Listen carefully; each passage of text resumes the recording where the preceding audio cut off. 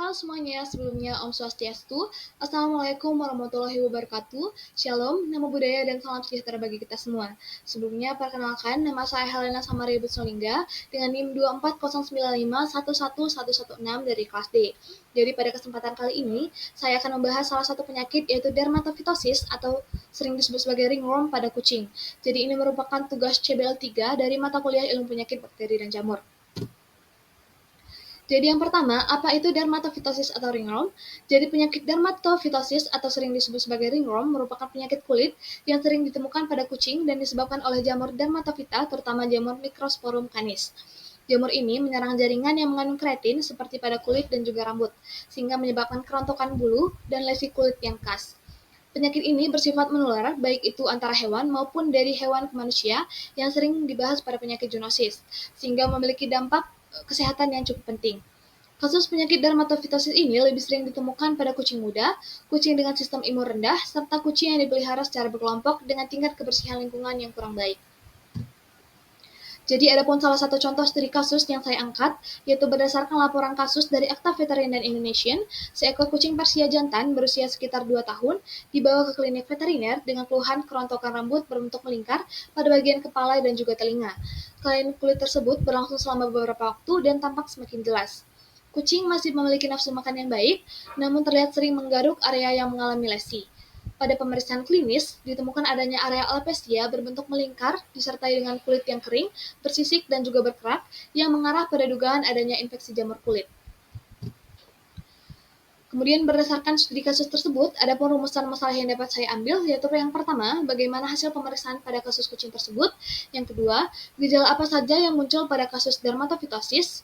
Yang ketiga, bagaimana cara penularan dermatofitosis pada hewan maupun ke manusia. Dan yang keempat, bagaimana penanganan yang tepat pada kasus tersebut.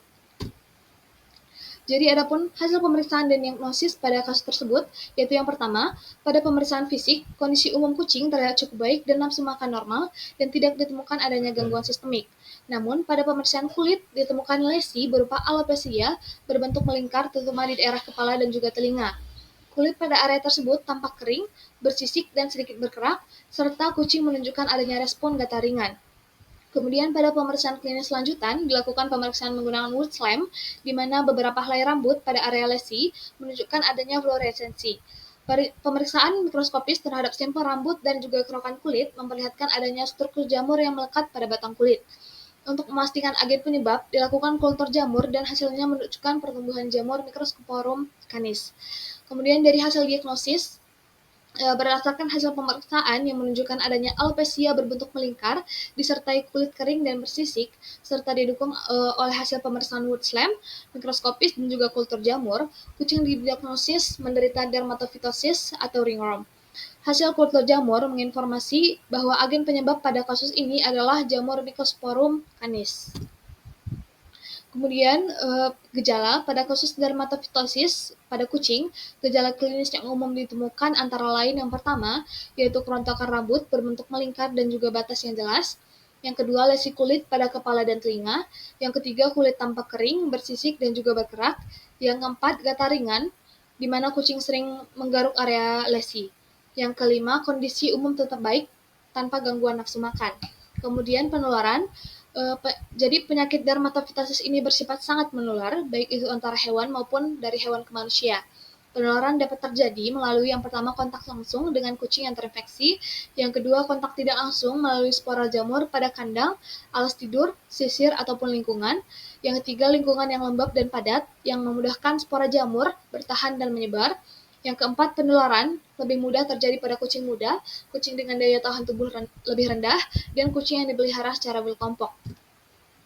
Jadi selanjutnya penanganan kasus. Jadi adapun penanganan dermatofitosis pada kucing dilakukan secara menyeluruh untuk mengatasi infeksi dan mencegah penularan, yaitu dengan yang pertama, pencukuran bulu di sekitar area lesi untuk mengurangi jumlah spora jamur dan memudahkan pengobatan. Yang kedua, pembersihan lesi kulit dari kerak dan sisik sebelum pemberian obat topikal. Yang ketiga, pemberian anti jamur sistemik seperti itraconazole oral sesuai dosis dan durasi. Yang keempat, penggunaan anti jamur topikal seperti salep ataupun sampo pada area terinfeksi. Yang kelima, isolasi kucing selama masa pengobatan untuk mencegah penularan. Yang keenam, pembersihan dan disinfeksi lingkungan termasuk pada kandang, alas tidur, dan juga perawatan.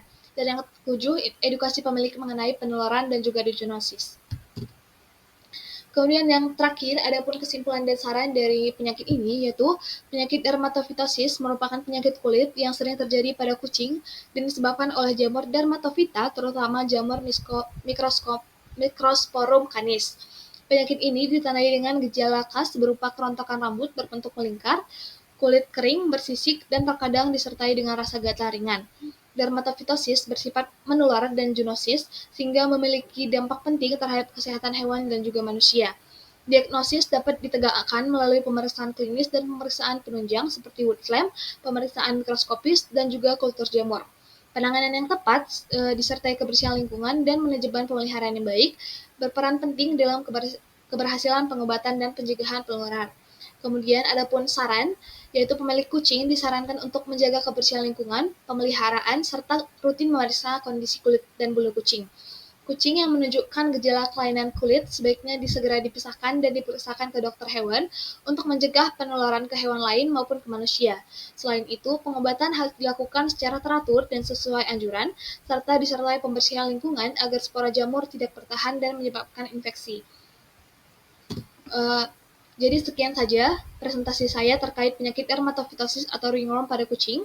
Mohon maaf jika ada kesalahan kata. Saya ucapkan terima kasih.